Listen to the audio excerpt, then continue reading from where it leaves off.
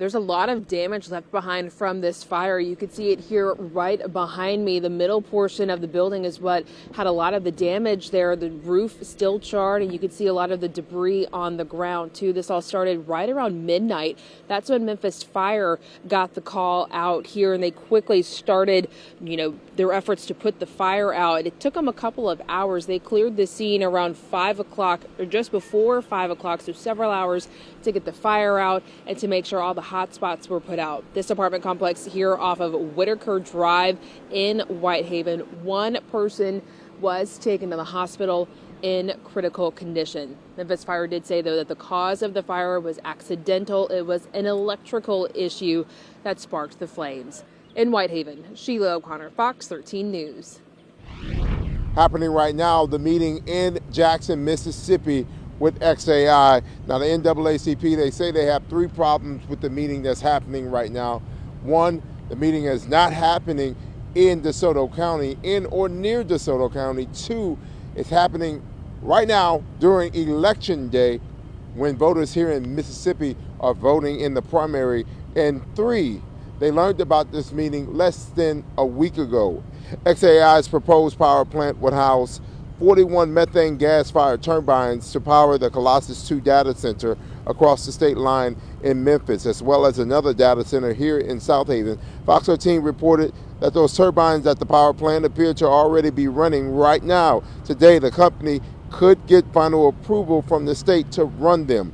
The site in Southaven is located within a half-mile of residential neighborhoods, including Colonial Hills and Horn Lake, and just 1 mile from an elementary school.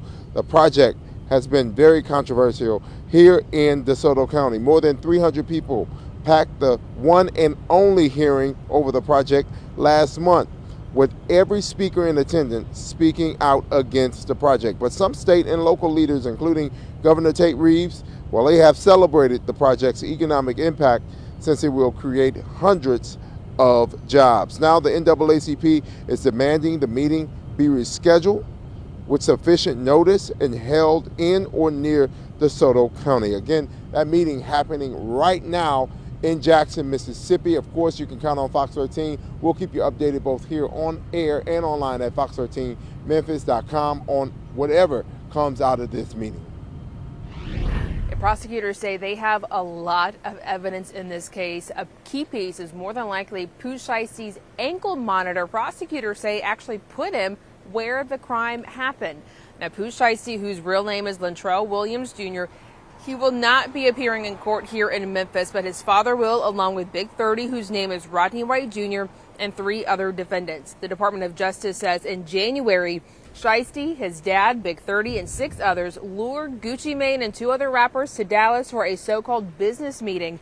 Instead, prosecutors say Sheisty put a pistol to Gucci Mane's head and forced him to sign a document to release him from his recording contract. Then prosecutors say Sheisty's entire group robbed the victims of watches, jewelry, cash, and more.